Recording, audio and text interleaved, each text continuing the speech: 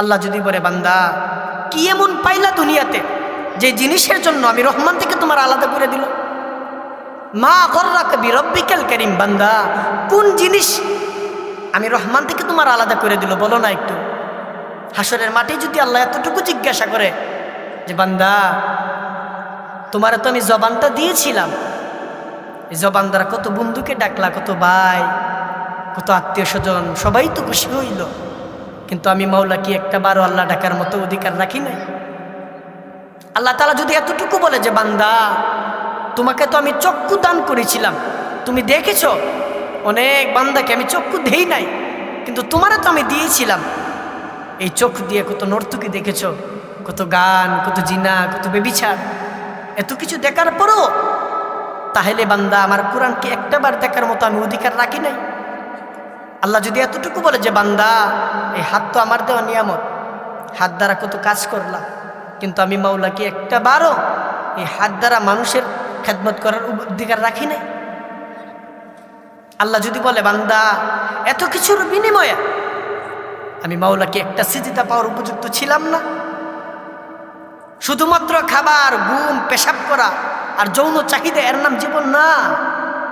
আল্লাহ যেন বলে বান্দা আমি তো কুকুরকেও খাওয়াই, কুকুরকে ঘুম পাড়াই, কুকুরও তো পেশাব করে, কুকুরও তো যৌন চাহিদা পূর্ণ করে। যদি যৌন চাহিদা পূর্ণ না করতো কুকুরের বাচ্চা হয় কেন? আপনিও তো খাইতেছেন, আপনি ঘুমাইতেছেন, পেশাব করতেছেন, আপনিও যৌন চাহিদা পূর্ণ করতেছেন, কুকুর আর আপনার মধ্যে তো কোনো তফাৎ রইল না। অথচ আল্লাহ তাআলা বলেছেন আমি বান্দাকে সৃষ্টির শ্রেষ্ঠ বানায় পাঠাইছি। রব্বুল আলামিন এত কিছুর বিনিময়ে যদি আমাদের কাছ থেকে একটা সিজদা না পা, তাইলে আমার মতো কপাল ফুরা আর কেউ নাই। আল্লাহ যেন বলে বান্দা আমি সকালবেলা সূর্য উঠিয়ে দিয়ে আবার সন্ধ্যাবেলা সূর্য ডুবিয়ে দিয়েছি, তোমার ঘুমের পরিবেশ করে দিয়েছি, এটা কি আমার কোনো অপরাধ ছিল? আমি আল্লাহ তোমাকে সকালে ঘুম থেকে ওঠার পরে তুমি আমার নামাজটা আদায় করলা না, আমি চাইলে কিন্তু তোমার রিজিক বন্ধ করতে পারতাম, কিন্তু আমি বন্ধ করি নাই। বান্দা তুমি তো আমার মহাব্বতের বান্দা, আমি তো তোমার আদর করে বানাইছিলাম, আমি চাইলে তো তোমার রিজিক বন্ধ করতে পারতাম, কিন্তু আমি তো করি নাই, তুমি তো আমার মহাব্বতের বান্দা, কিন্তু তারপরেও কি আমি আল্লাহর একটা সিজদা তুমি দিবা না? আমার মাঝে মধ্যে এত কষ্ট লাগে, এত কষ্ট লাগে যে আমাদের সন্তানগুলো তারা বুঝলই না, আমাদের নৌজওয়ান যারা তারা বুঝলই না, তাদের জন্য আমার নবী সাল্লাল্লাহু আলাইহি সাল্লাম কি পরিমাণ কাঁদছে তারা একটু বুঝতে চেষ্টাই করে নাই। আমার মাঝে মধ্যে খুব কষ্ট লাগে যে আমার বাচ্চা ছাড়া তারা এত বড় গাদ্দার কেমনে হয়? তার সন্তান একদিন কাজে না গেলে হাই ছেলে তুমি কেন কাজে গেলা না, তারা বকাঝোকা করে আর কত কিছু করে, কিন্তু কত বড় গাদ্দার 365 দিন এক ওয়াক্ত নামাজ পড়ে না। বাপ হয়ে আপনি কেমনে শোন? আমি বুঝি না, আমি বুঝি না আপনি বাপ হয়ে কেমনে শোন? আপনার সন্তান এক ওয়াক্ত আল্লাহর নামাজ পড়ে না। এই মুহূর্তে আল্লাহ তাআলা আমাদের কাছ থেকে কি চাইতেছেন এটা তো অনুভব করি নাই।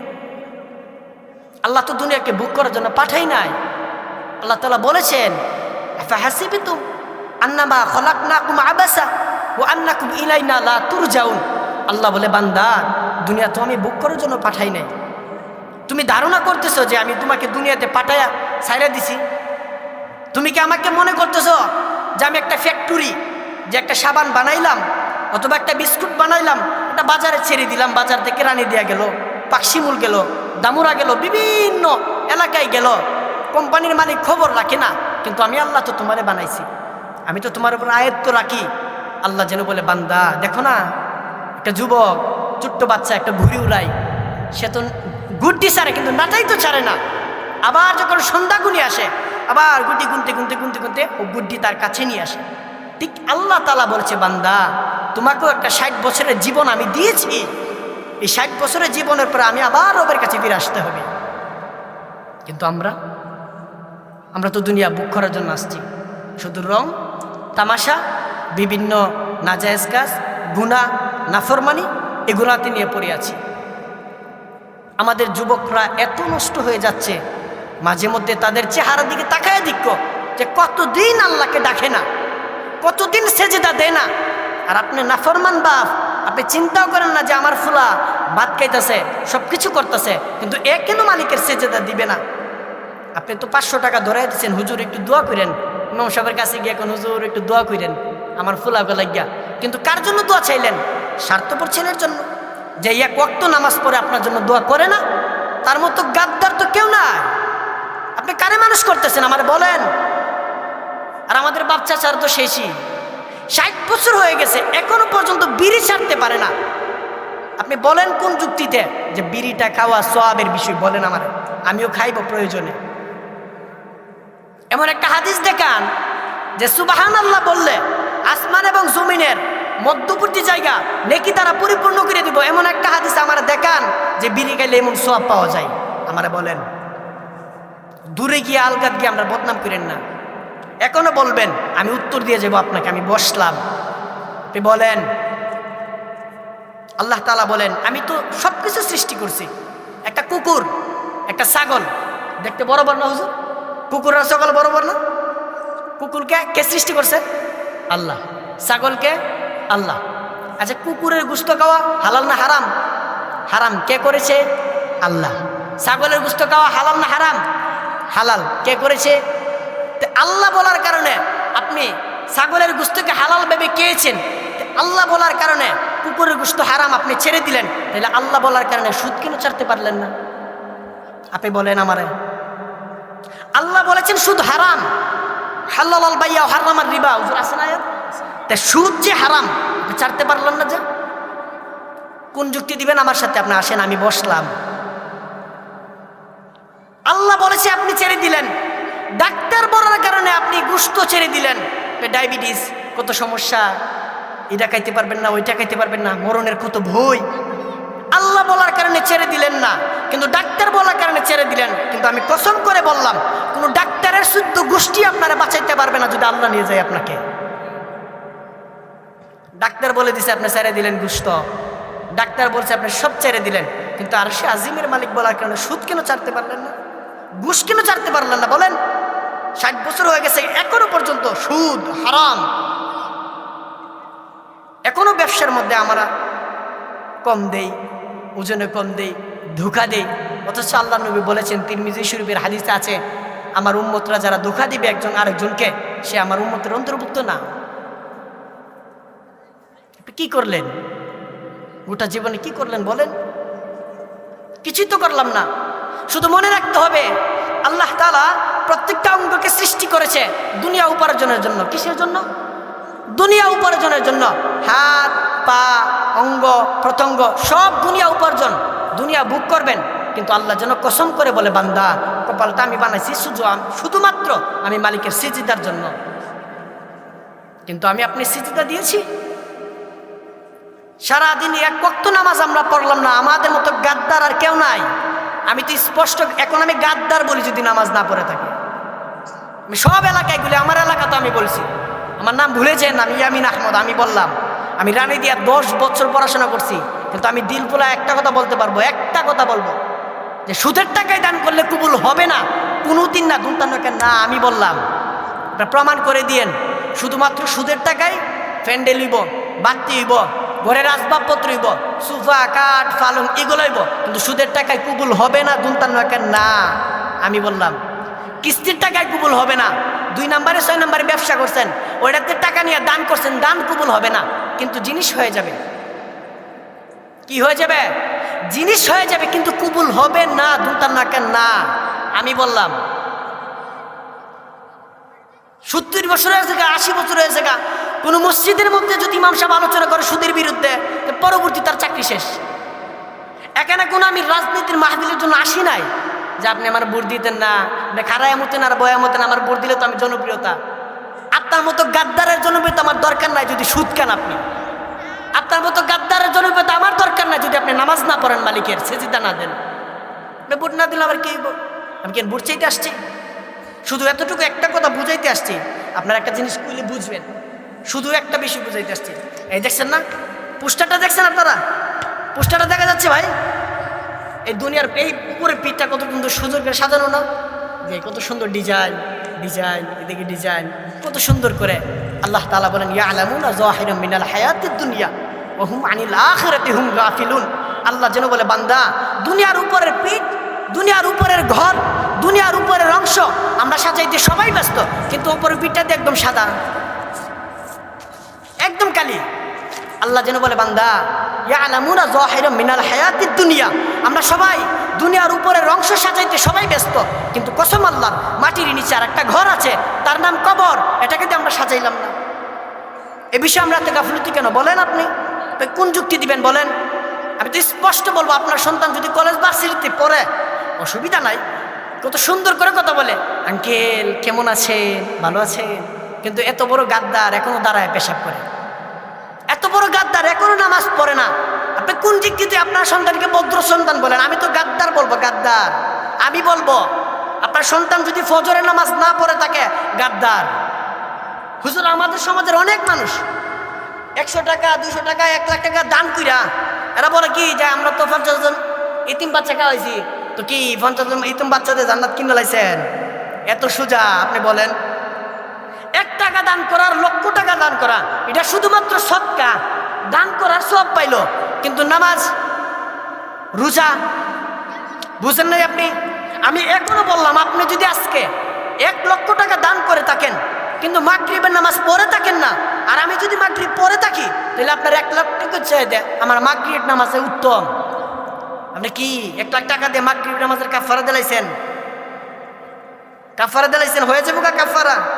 তো তাইলে আমাদের সমাজ যেমন আছে, হুজুর আমরা তো 50,000 টাকা দিছি উমুকরে তুমুকরে, কিন্তু আপনাদের 30 লাখ টাকা সুদের ব্যবসা। আমার আলোচনা যতদূর পর্যন্ত যাবে, আমি প্রত্যেককে বলতে চাই, সুদের টাকায় দান করলে কবুল হবে না, দুনতান দরকার না। আমি বললাম, আপনি পরবর্তী এখন বলবেন আমার পর্যন্ত দান হবে না। এই জিজ্ঞাসা করলে বলো সময় নাই, এত ব্যস্ত এত ব্যস্ত আমরা, কিন্তু সারা সময়ের ভিতরে পেশাব করার টাইম বাইর করতে পারে, খাইবারের টাইম বাইর করতে পারে, কিন্তু নামাজের টাইমটা বাইর করতে পারবেন না কেন? আমারে বলেন। আপনারা এত ব্যস্ত, আমার সাথে একদিন চলে দেখেন আমি কত ব্যস্ত, কিন্তু আমি তো মালিকের সেজদা ভুলি না। আপনি বলবেন কেমনি? বলেন আপনি কোন যুক্তিতে? এই মাহফিল করা কি জান্নাত কিনে লাইছেন? আমরা মাহফিল করে জান্নাত কিনে লাইছি, 1 লাখ টাকা দিয়ে মাহফিল কিনে লাইছি, জান্নাত কিনে লাইছি। অথচ আল্লাহ তাআলা বলছে, আমি আমার বান্দাকে যে জান্নাত দিব, এই ছোট জান্নাত, সবচেয়ে ছোট জান্নাত, এই দুনিয়া টাকা যদি পুরা 10 বার বিক্রি করে ছোট জান্নাতের সমান হবে না। এত বড় জান্নাত দিব মিয়া। আমাদের সমাজ, আমাদের ছেলে মেয়ে, আমাদের আখলাক, আমাদের চরিত্র সব নষ্ট হয়ে যাচ্ছে, আমরা চিন্তাই করি না। দুনিয়ার উপরের অংশ সাজাইতে আমরা সবাই ব্যস্ত, কেমনে কাঠ, পালং, সোফা, ফার্নিচার কেমনে লাগাইবো এই চিন্তা, কিন্তু মাটির নিচে আর একটা ঘর আছে, তার এতে আমরা সাজাইলাম না। এই আমি তো গাদ্দার বলি ওই বাপকে, যে বাপ তার মেয়েকে সাজাইলো সোনা অলংকার দিয়া, উপরের বাগ সাজাইলো, কিন্তু তার ভিতরে কোরআন কেন দিল না? সে গাদ্দার।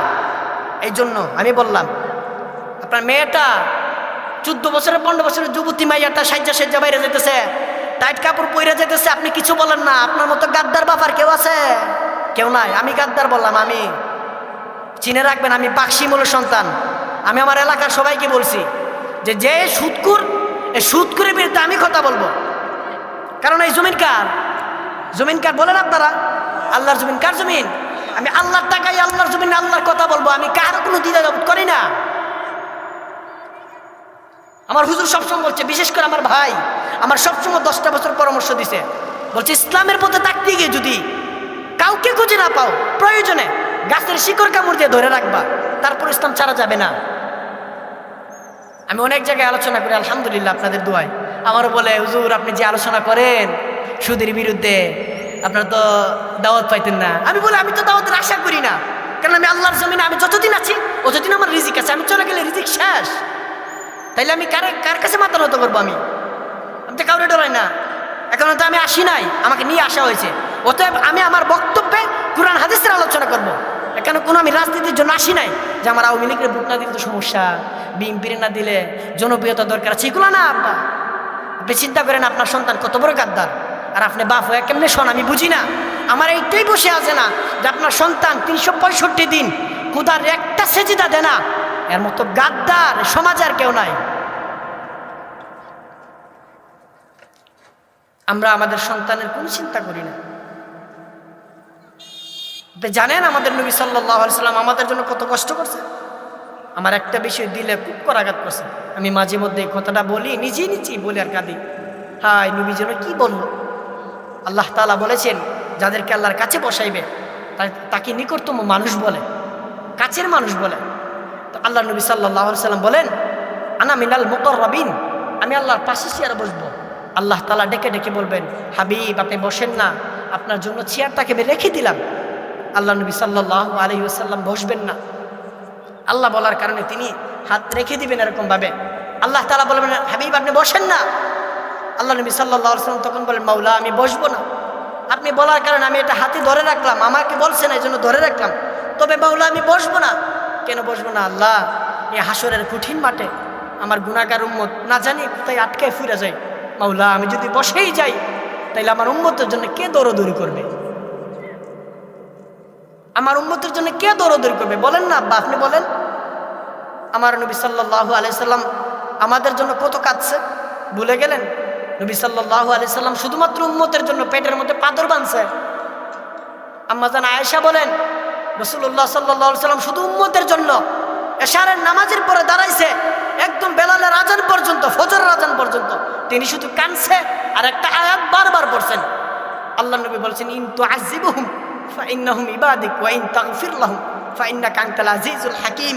আল্লাহ নবী বলেছেন মাওলা আপনার বান্দা, আপনি চাইলে মাফ করতে পারেন, আপনি চাইলে আযাব দিতে পারেন মাওলা, তবে মাওলা আপনার তো কেউ বাধা দিবে না। তবে মাওলা আমার হাবিব আমি বন্ধুর দিকে তাকায় যদি আমার গুনাহগার উম্মতরে মাফ করে দিতেন তাইলে তো আল্লাহ আপনার এটাও ক্ষমতা রাখেন মাওলা। তো তাইলে আমরা কত বড় গাদ্দার, নবী কোনো সুন্নত মানলাম না। আমরা যে মানলাম না, কেন মানলাম না? 60-70 বয়স হয়ে গেছে গা, আমরা বাপসা এখনো পর্যন্ত বিড়ি ছাড়তে পারে না। তারা যদি একটু জিজ্ঞাসা করেন আসেন না সূরা ফাতিহাটা একটু মস্ক করে, বাতিজা আমরা তো বয়সটা নাই, তো সাধন বয়বা বিড়ি কান আর বন কান কেরে আব্বা, সাধন বয়বা বিড়ি আর বন কান কেরে আর রাজনীতির আলাপ, দেশ কাটতো আর শীতক, আপনার সমস্যাটা কিটা?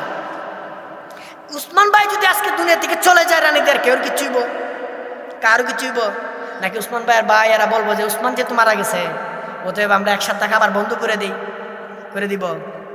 বরঞ্চ পাশের বাড়ি থেকে খাবার পাখায়া তার আত্মীয় স্বজনকে ভালো করে খাওয়াইব যে আজকে সারাটা দিন কাঁদছস, আজকে পেটটা বই রাখা। তো তাইলে কি বুঝলেন দুনিয়া কি? আল্লাহ নিজে বলেছেন আমি দুনিয়া সৃষ্টি করেছি এবং আমিই বলেছি দুনিয়া ধোঁকা, দুনিয়া স্বার্থপর, দুনিয়া কাউরে থাকতে দেই না। ফেরাউন রে 40 বছর কিতাবের মধ্যে আছে, 40 বছর তার কোনো সর্দি জ্বর হইছে না। ফেরাউন হ্যাঁ 40 বছর সর্দি হইছে না, তে মনে আমি মানুষ না? আল্লাহ বলছে তুই কি কম ক্ষুদা খাইছে আবার। তো ফেরাউন রে কি মারছে না বাড়ির চুবাইয়া?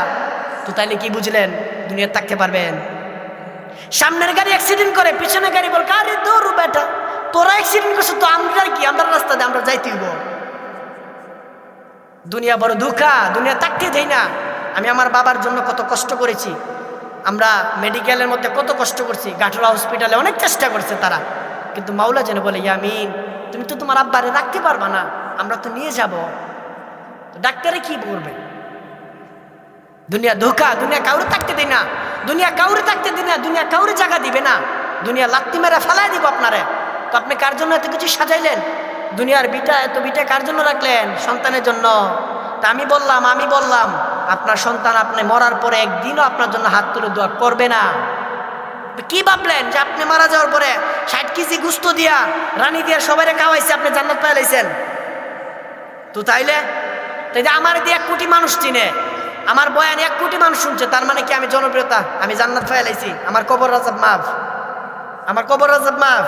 অথচ আল্লাহর নবী সাল্লাল্লাহু আলাইহি ওয়াসাল্লাম উলামা একরাম জিজ্ঞাসা করবেন নবীজি কতগুলো দোয়া করতেন প্রত্যেক নামাজের পরে, তার মধ্যে একটা দোয়া আল্লাহুম্মা হাসিবিনি হিসাবান ইয়াসীরা। আল্লাহ নবী আল্লাহকে বলতেন মাওলা আমি তো আপনার হাবিব, আমার তো বানাইছেন, আমার বন্ধু বানাইছেন, তবে মাওলা আমার ভয় লাগে হাসরের মাঠে হিসাবটা সহজ করে নিয়েন। আল্লাহুম্মা ইন্নী আউযু বিকা মিন আযাবিল কবর, নবীজি কবর আযাব থেকে পানা চাইতেন। আর আমরা তো এমন এক বান্দা, একটা মশার কামড়ে ঘুমাইতে পারি না, মশারি টাঙ্গাই, এরোসন লাগাই, কত কিছু করি, এত কিছু করার পরেও ঘুমে ধরে না। আল্লাহ তাআলা বলে বান্দা যদি গুনাহ নিয়ে কবরে আসো তাহলে কেমনে থাকবা? বলো না, বলো তুমি কেমনে থাকবা? নৌজওয়ান তোমরা বলো ভাই, আমি তোমাদের সমবয়সী, আমি বলতে চাই কেন মালিকের সাথে এত নাফরমানি, কেন আল্লাহর সাথে এত গাদ্দারি, কেন একটা সিজদা দেও না তুমি, কেন দেও না? দুনিয়ার সব কিছু তো ঠিক আছে, তাইলে এর জন্য বলতে চাই রানী দিয়ার প্রত্যেকটা মাকে বলতে চাই, মা দুনিয়ার সবার সাথে সম্পর্ক বজায় রাখতেন, একটা মিস কল আসলে বুঝতে পারেন যে আপনার কোন বোন ফোন দিছে, কোন ভাই ফোন দিছে, এইটা তো বুঝেন। কিন্তু আপনাদের রানী দিয়া এত মসজিদ আছে, এত মাইক দিয়ে এলান হই আল্লাহকে ডাকার জন্য বলে, কিন্তু আপনি কত বড় গাদ্দার মা, আপনি সব কাজ করতেছেন কিন্তু মালিকের একটা সিজদা দেন না, কেন আল্লাহর সাথে তো নাফরমানি করলেন? আল্লাহ কি কিছুই চাইনি বান্দার কাছে? আল্লাহ তাআলা বলেছেন যে বান্দাকে আমি সৃষ্টি করেছি শুধুমাত্র আমি ইবাদতের জন্য, আমার ইবাদতের জন্য, কিন্তু আমরা ইবাদত করলাম কই? বলেন আপনি বলেন আমরা ইবাদতটা করলাম কই? আমরা যে মালিককে চিনতে পারলাম না, এত বড় গাদ্দার, আমরা না চাইতে জিনিস পাই নিছি। আল্লাহ নবী সাল্লাল্লাহু আলাইহি সাল্লাম বলেছেন একজন মুসলমানের জন্য জান্নাত পাওয়া কত সহজ, কারণ আমরা জন্ম থেকে ঈমান পেয়ে গেছি। ঈমান যে কি বৌদৌলত, আপনি জিজ্ঞাসা করেন পয়গম্বর নূহকে যে ঈমানের দাম কত, পয়গম্বর বলবেন তোমরা জানো আমার সন্তান কেনানের জন্য আমি 960 বছর, তাহলে বুঝাইলাম বাপ ইসলামকে গ্রহণ করে নে, ইসলামকে গ্রহণ করে নে। আল্লাহ তাআলা বলছেন হাবিব আপনি শুনেন, আমি তো আপনার সন্তানকে হেদায়েত দিব না, আপনি চেষ্টা করলে পারবেন না, কিন্তু বাবার তো মন, বাবা 960 বছর যাবৎ সন্তানের জন্য দোয়া করছে, তারপরে হেদায়েত পাইনি, আর আপনি আপনার সন্তানের জন্য কিছু চাননি। উনি 960 নবী হওয়া সত্ত্বেও 960 বছর তার সন্তানের জন্য হাতে ধরে বোঝাইছে বাপ কালিমাটা পড়ে নে, ঈমান গ্রহণ করে নে, কিন্তু কেনান ইসলাম গ্রহণ করে নাই। আর আপনি বাপ আপনার সন্তানের জন্য কিছুই চাননি, আবার আপনি আশা করেন যে আপনি জান্নাত পাইবেন। জান্নাত কি মনে হয়েছে? একটা রুম আর 2টা বারিন্দা, এইটা মনে হয় নাকি? আপনারা বলেন একটা রুম আর 2টা বারান্দা, যে আমার বাড়িটা যেমন জান্নাত তেমন, এত সহজ? এত বড় গাদ্দার আমরা যুবকরা। জিজ্ঞাসা করেন যে বাপ চুলটা কার মতো রাখলা, কার মতো রাখলা বলো না? নিশ্চিত 2টা কারণ বলবে, হয়তো মোবাইলে দেখে কোনো খ্রিস্টানকে অনুসরণ করেছে, হয়তো বা তার কোনো গাদ্দার বেঈমান বন্ধুকে অনুসরণ করছে। এজন্য আমি বলি নওজোয়ান তোমরা শুনে রাখো, হাসরের মাঠে তোমরা আফসোস করে করে বলবে হায় এমন বন্ধু কেন আমি গ্রহণ করলাম, ইয়া লাইতানি লাম আত্তাখিজ ফুলানান খলিলা, হায় আমার মন্দ কপাল, কেন আমি এমন এক গাদ্দার বন্ধুকে গ্রহণ করলাম, আজকে তার জন্য আমার জাহান্নামে যাইতে হইতেছে। অথচ দুনিয়ার প্রত্যেক বন্ধু থেকে আল্লাহ বলেছেন আখিরাতে দুনিয়ার যত বন্ধুত্ব আছে সবকিছু আমি আলাদা করে দিব, সব আমি আলাদা করে দিব, কিন্তু যেই বন্ধুত্বটা শুধুমাত্র আমি ইবাদতের জন্য, আমি আল্লাহকে খুশি করার জন্য যে বন্ধুত্বটা দুনিয়াতে ছিল, আল্লাহ তাআলা বলেন আখিরাতেও তারা বন্ধু থাকবে। আল্লাহ বলে শুধু এতটুকু না, আল্লাহ তাআলা বলছেন উদখুলুল জান্নাতা আনতুম ওয়া আজওয়াজুকুম তুহবারুন। আল্লাহ বলেন যেই বন্ধুত্বটা আমি রবের তাকওয়ার জন্য, আমি আল্লাহর ইবাদতের জন্য দুনিয়াতে তোমরা বন্ধুত্ব করেছো, আমি আল্লাহ অর্ডার দিব যাও তুমি তোমার বন্ধুকে নিয়ে একসাথে জান্নাতে যাও। আপনি আপনার নিজেকে জিজ্ঞাসা করেন তো যে আমার এমন গাদ্দার বন্ধু সারাদিনে এক ওয়াক্ত নামাজের কথা আমার স্মরণ করাই না, এটা কোনো বন্ধু হইল ভাই? এটা কোনো জীবন? আপনি বলেন, আপনি খাইতেছেন ঘুমাইতেছেন, আপনি তো বলতেছেন কত সুখে আছি, 40 বছর হয়ে গেছে, 3টা ফুলা করে বিদেশ পাঠাই দিলাম, আরামসে খাইতে আছি। আল্লাহ বলে বান্দা ঠিক আছে খাও, দুনিয়াতে তোমার খাওয়ার জন্যই পাঠাইছি, খাও, অসুবিধা নেই, কিন্তু মনে রাখিও আখিরাতে তুমি যেমন দুনিয়াতে তোমার ভাই আলেম, তুমি আলেম না, তুমি খাইতেছ, তুমি তো কইতেছো আমার ভাই নামাজ পড়তেছে আমি নামাজ পড়তেছি না, কি দুইটাছে? আল্লাহ বলেন ঠিক আছে দুনিয়াতে আমি খাওয়াইতেছি অসুবিধা নাই, কিন্তু আখিরাতে আমি খাওয়াইব না। আখিরাতে আল্লাহ বলেন ওয়ামতাজুল ইয়াওমা আইয়ুহাল মুজরিমুন, আল্লাহ ফেরেশতাদেরকে ডেকে ডেকে বলবে যা আমার এই নাফরমানকে উঠাই নিয়ে যা, তার কাছ থেকে উঠাই নে, আমার এই বান্দা কত কষ্ট করেছে, ফজরের নামাজ পড়েছে, আমার ইবাদত ভুলে নাই, আমার আখিরাত ভুলে নাই, আমি মাওলার সিজদা ভুলে নাই, আজকে তার সাথে এই গাদ্দারকে আমি রাখবো না, আলাদা করে দে। আপনি উঠতে চাইবেন না, ফেরেশতাকে আর ধাক্কা ধরে উঠাই দিবে। দুনিয়া তো খাইতে আছেন ভাইয়ের সাথে মিল্লা যে আমি আমার ভাই নামাজ পড়ে আমি পড়ি না, তো তাতে কি হইছে, কিচ্ছু হইছে না? আপনার তো কিচ্ছু হইছে না, আপনি তো কত বড় গাদ্দার। আপনি আপনার বিবেককে প্রশ্ন করেন, আপনি আপনার বাপরে বলতেছেন আব্বা যে মালিক আমার সৃষ্টি করছে, কুল কায়নাত সৃষ্টি করছে, এই মালিক দৈনিক 5 বার আমার ডাকতেছে, এই মালিকের সিজদা আমি দেই না, আর তুই তো বলে বাপ গাদ্দার, তোর ডাকে আমি সারা দিন কেমনে? মালিক তো দৈনিক 5 বার ডাকতেছে আপনারে, আপনি তো একবারও সারা দিতেছেন না, আর বাপ হয়ে আপনি কি কুসু পাতা? আমরা আমাদের সন্তানের প্রতি কোনো খেয়াল নাই, কোনো চিন্তা নাই। আমরা মনে করতেছি মাহফিল করে লাইছি জান্নাত, একটা মাহফিল করে লাইছি জান্নাত। কত এত আলোচনা শোনার পরেও আমরা কেমনে আল্লাহকে ভুলে যাই। এই মসজিদে আলোচনা, প্রতি জুমার মধ্যে আলোচনা। আমরা নিজেও যখন এই গ্রামে থাকছি, প্রতি বুধবারে আলোচনা করছি। এত কিছু শোনার পরে 60-70 বছর, হুজুর আপনি বুঝলেন, 60-70 বছর যাবৎ একটা লোক যদি জুমার নামাজ পড়ে, হের আর নামাজ সম্পর্কে কোনো কিছু জানার বাকি থাকে, এরপরও নামাজ পড়ে না। আর সুদের অভাব তো নাই, ওই গ্রাম তো সরে গেছে গা। সুদ ব্যবসা মনে করছে এরা, কি মনে করছে? ব্যবসা মনে করছে। অথচ সুদের সর্বনিম্ন গুনাহ আপন মায়ের সাথে জিনা করা। আপনি জানেনই না আর কোন গুনাহ। আপনার বোনের দিকে কেউ তাকাইলে আপনার বড় রাগ উঠে, মায়ের দিকে তাকাইলে আপনার বড় রাগ উঠে। আপনি যে এত বড় গুনাহ, আপনার মায়ের সাথে জিনা করার গুনাহ করতেছেন, এটা খবর কেটা কইব? কথা বুঝছেন নাই? সুদের সর্বনিম্ন গুনাহ কি? আপন মায়ের সাথে জিনা করা। তো তাইলে আমরা যে এত নাফরমানির মধ্যে থাকি, অথচ আল্লাহ নবীর সাহাবী আব্দুল্লাহ ইবনে আব্বাস বলেন, প্রত্যেকটা গুনাহ মানুষের 5টা ক্ষতি করে। কয়টা করে? 5টা ক্ষতি করে। তার মধ্যে একটা হলো সাওয়াদান ফিল ওয়াজহি, মানুষের চেহারা কালা করে দিব। এর জন্য নাফরমানের চেহারা দেখলেই বোঝা যায় সে সারা দিনে নামাজ পড়ে নাই। চেহারা কালো করে দিবেন। সাওয়াদান ফিল ওয়াজহি ওয়াহানান ফিল বাদানি, শরীর দুর্বল করে দিব। নেশাকুর, ফুট্টাকুর আর বাবাকুর আর ডাইলকুর, এরা শরীর সবসময় দুর্বল থাকে। 3 নাম্বার জুলমাতান ফিল কলবি, অন্তরের মধ্যে কালো দাগ ফেলাই দিব, শিলমোহর মারা দিব। এত বড় গাদ্দার, 17 বছর বয়সে মসজিদ চিনে না, মাদ্রাসা চিনে না। হ্যাঁ, এত 40 বছর নিজে দাজ্জাল হয়ে যাবো গা। 40 বছর হেই তো দাজ্জাল হয়ে যাবো গা। 17 বছর বয়সে মসজিদ চিনে না, মাদ্রাসা চিনে না, দাঁড়ায় পেশাব করে পানি নেয় না, টিস্যু নেয় না। কত বড় গাদ্দার! 40 বছর হলে এ নিজে দাজ্জাল হইব। দাজ্জাল আবার কিসের? এই তো দাজ্জাল। প্রত্যেকটা গুনাহ 5টা ক্ষতি করবে। তার মধ্যে 7 নাম্বার ক্ষতি হলো রিজিক। ওয়াদাইকান ফির রিজকি, রিজিক কমায় দিব। কি ভাবতেছেন মাছ মাংস খাইতেছেন? থাকবে না, বলে দিলাম। 5 নাম্বার, দুনিয়াতে আপনারা মানুষের সামনে বেইজ্জতি করবে। মাঝে মধ্যে আমার খুব মায়া লাগে। হাই, দুনিয়া উপার্জনের জন্য এত ব্যস্ত আমরা, মানে সময় নেই আমাদেরকে, নামাজ পড়ার সময় নেই আমরা। এই যে বললাম না যে ইয়া আলামুনা যাহিরাম মিনাল হায়াতিদ দুনিয়া, দুনিয়ার সাথে সবাই ব্যস্ত। কাঠ, পালং, সোফা, ফার্নিচার সব, কিন্তু আখিরাতের ব্যাপারে আমরা গাফিলতি বুঝি না, আমরা আখিরাত চিনি না আমরা। এজন্য বলি, অবশ্যই আফসোস করবেন আব্বা, আফসোস করবেন তো, একদিন আফসোস করবেন।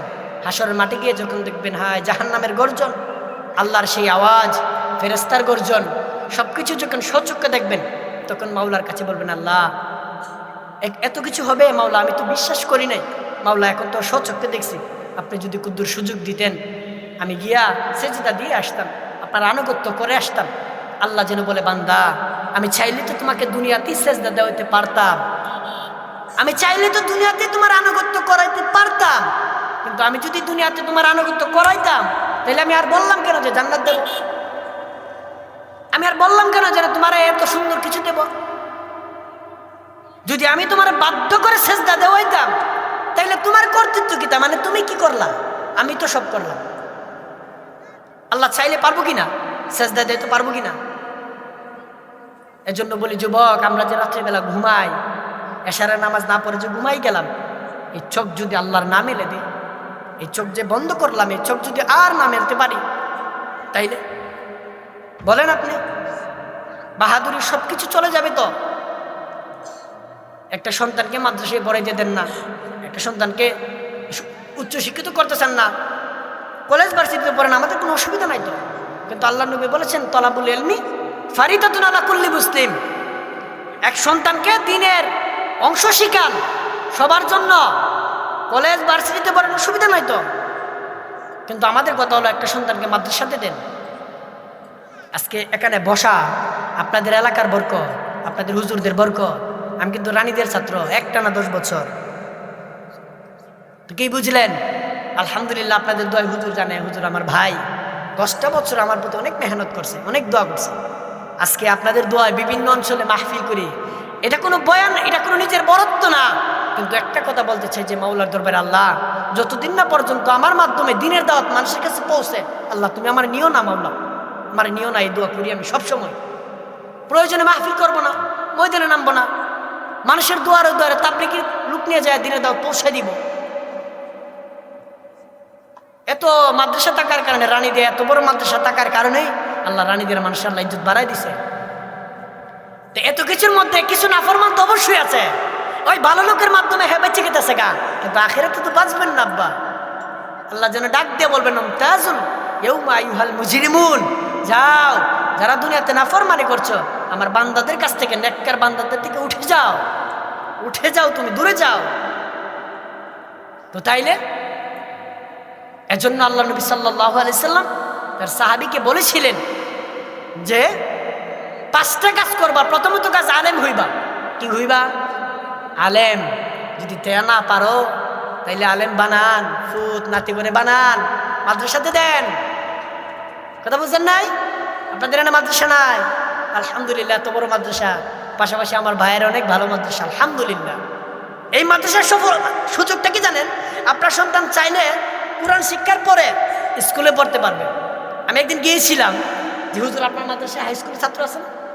হাই স্কুলে পড়ে, মানে স্কুলে পড়ে, কিন্তু সকালবেলা গিয়ে কোরআনটাকে মস্ক করে কোরআন শিখে। কোরআন কি জিনিস আপনি জানেন? কিন্তু জানেনই না। আল্লাহ বলেন আর রহমান আল্লামাল কুরআন খলাকাল ইনসান। আল্লাহ হলো রহমান, আর দুনিয়ার মানুষ যদি আল্লাহকে পাইতে চায় তাহলে আর রহমান আল্লামাল কুরআন, কোরআনকে ধরতে হবে, এই কোরআন শিখতে হবে। খৈরুকুম মান তাআল্লামাল কুরআনা ওয়া আল্লামাহু। এখানে বলছে আগে উস্তাদ উত্তম, এরপরে ছাত্র। তো তাইলে আপনি ওই যে সাহাবীকে নসিহত করেছিল, প্রথমত আলেম হোক, 2 নাম্বার আলেমের ছাত্র হোক, 3 নাম্বার তাকে একটু সহযোগিতা করো, টাকা দিয়া, পয়সা দিয়া, রাস্তা দেখায়া, পথ দেখায়া, কিতাব দিয়া, একটু পানি দিয়া সহযোগিতা করো, পরামর্শ দিয়া, অথবা তার সাথে ভালো সম্পর্ক রাখো। 5 নাম্বার হয় না, তাদের বিরোধিতা করো না, তাদের কি করো না, বিরোধিতা করো না। আল্লামা তাকি উসমানী উনি উনার কিতাবের মধ্যে লেখছে, যদি কোনো উস্তাদ, কোনো হুজুর অপরাধ না করে থাকে, কিন্তু তারে যদি আমরা একটা দোষ চাপায় দেই, হুজুর মনে ওই কাজটা করছে, ওই কাজটা করছে, মানে অনর্থক তারা চাপায় দিলাম, তাহলে আল্লামা তাকি উসমানী বলছে যে ওই লোকের জন্মের মধ্যে সমস্যা। আমি বলি নাই তো, আমি বলি নাই। আর যে কোনো আলেমকে যদি সে যদি অপরাধ না করে থাকে, তারা কোনো জিনিস চাপায় দিলাম আমরা, তাহলে আল্লাহ নবী সাল্লাল্লাহু আলাইহি ওয়াসাল্লাম তার ঈমান নাই, ঈমান যাবো গা, বউতালা ঈমান গেছে গাতে মুসলমান না, তাইলে আবার বিয়া কে? বুঝেন নাই? মানে আলেমদের সাথে সম্পর্ক রাখলে কতটুকু ফায়দা, ছোট্ট করে বলে দিতে চাই। ইমামে আহমদ তিনি একদিন উজু করতে কোনো এক মানে জ্বলন্ত পানি যাইতেছে, ঝাড়ি পানি যাইতেছে, তিনি উজু করতেছেন, ওনার সামনে এক লোক উজু করতেছেন। হুজুর যে পানি, জারি পানি, এটা তো পাক, উজু করে যে পানি যেতেছে এটা পাক।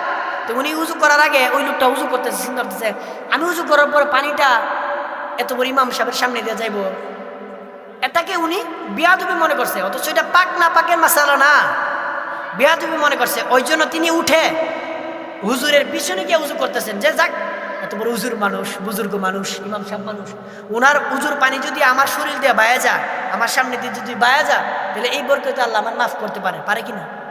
তাহলে কি বুঝলেন আলেমদের সাথে কি সম্পর্ক তারা? এটা কিন্তু পাক না পাকের মাসালা না, এটা ভদ্রতার মাসালা বুঝাইছে। তো তাইলে আলেমদের সাথে সম্পর্ক রাখলে কি বুঝলেন?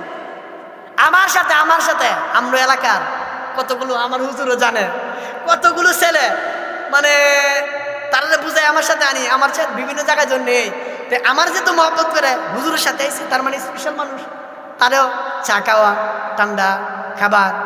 তো তারা মাঝে মধ্যে চিন্তা করে হায় হুজুরের সাথে থাকলে আসলে লাভ আছে, বুঝছেন বিষয়টা? কিন্তু আমি কোন জিনিস বুঝাইতে চাচ্ছি, আলেমদের সাথে কি রাখবেন? সম্পর্ক রাখবেন। সন্তান একটা মাদ্রাসায় দিবেন, একটা স্কুলে দিবেন, অসুবিধা নাই, মাদ্রাসার দিনই পড়া স্কুলে দেন, কারণ স্কুলে পড়াইতে হবে। ডাক্তার আমাদের দরকার আছে না? ডাক্তার দরকার আছে কিনা? আমাদের ইঞ্জিনিয়ার দরকার আছে। হুজুর নাকি সব পারে, কথা বলছেন নাই? অতএব আপনার সন্তানকে ইঞ্জিনিয়ার বানান, আমাদের কোনো অসুবিধা নাই, কিন্তু তাকে দিন শিক্ষা দিতে হবে। আপনি বাপ, আপনি তাদের গাইডছেন, আপনি অভিভাবক। যেমন আমি আমার ঘরের অভিভাবক, আমার অধীনস্থ আমার মা, আমার বোন, আমার ভাই, তাদেরকে নামাজের দাওয়াত দেওয়া আমার দায়িত্ব, আমি দায়ী। আপনি বাপ, আপনি সংসারের মধ্যে যেমন টাকা দেন, পয়সা দেন, তারা খাবার খায়, তাদেরকে যেরকম ভাবে আঞ্জাম দিতেছেন, তাদেরকে নামাজের দায়িত্ব আপনি দিবেন। কিন্তু আপনি কি করেন? কিচ্ছু না, দুইখানি খেত আর বাড়ির একটা বিটা, আলহামদুলিল্লাহ ভবিষ্যৎ। কথা বুঝলেন না? দালালে আপনারে বলছে যে সন্তানরে বিদেশ পাঠাতে গেলে 12 লাখ টাকা লাগবে। কয় লাখ? মেয়াদ 12 দিন। কয় দিন? আপনি কি করছেন? 3 লাখ টাকা সুদে আনলেন, আর 3 লাখ টাকা কিস্তিতে আনলেন, আর 6 লাখ টাকাটা জমি বিক্রি করছেন। 12 লাখ টাকা 12 দিনই ম্যানেজ করা।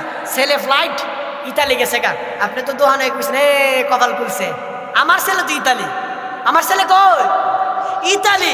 আচ্ছা আপনি বলেন, আপনার এক সন্তান ইতালি বাড়ায় আপনার কপাল খুলছে, যে যারা জন্মগতভাবে ইতালি এরা মনে চেহারা নেই, সারা লাখ কপাল। বুঝেন নাই? আপনি দোহানে গিয়ে চাষগুলো বুঝতে আছেন আপনার মানুষের কাছে যে চাচা একটু দোয়া করেন আমার ফুলাটারে আল্লাহ আল্লাহ করে বিদেশ পাঠাই দিলাম। বাবা আপনি কেমনি আল্লাহ আল্লাহ করলেন? আপনি সুদে আর কিস্তিতে টাকা আনলেন, আল্লাহ আল্লাহ করলার সময়টা পাইলেন তো, সুদ আর কিস্তিতে আনলেন। আপনারা বুঝলেন না কথাটা আমার? বুঝছেন না? সুদে আর কিস্তিতে টাকা না বলতেছে আল্লাহ আল্লাহ করে। ফাজলামি করেন, আল্লাহর সাথে মজা করেন, আল্লাহর সাথে মজা করেন নাকি? তো তাইলে কার জন্য এত কিছু করলেন? এই সন্তান গাদ্দারের জন্য।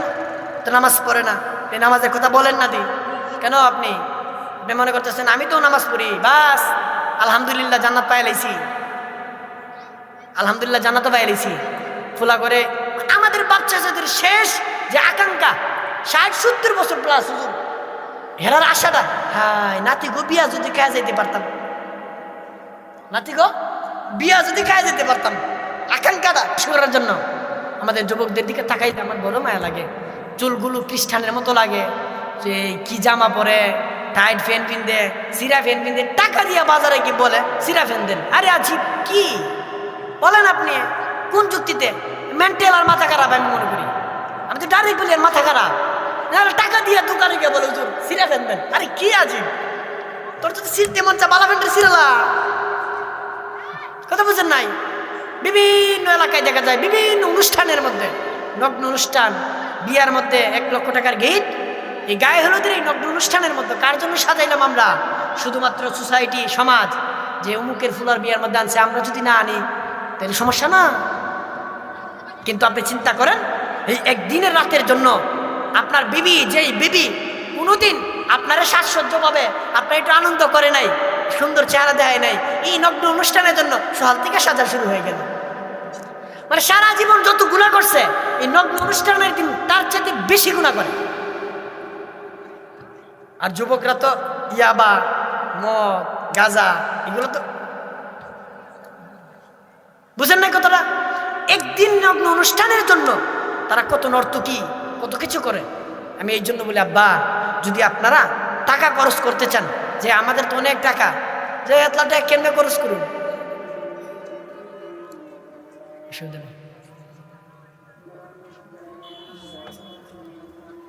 আস্তে আস্তে করে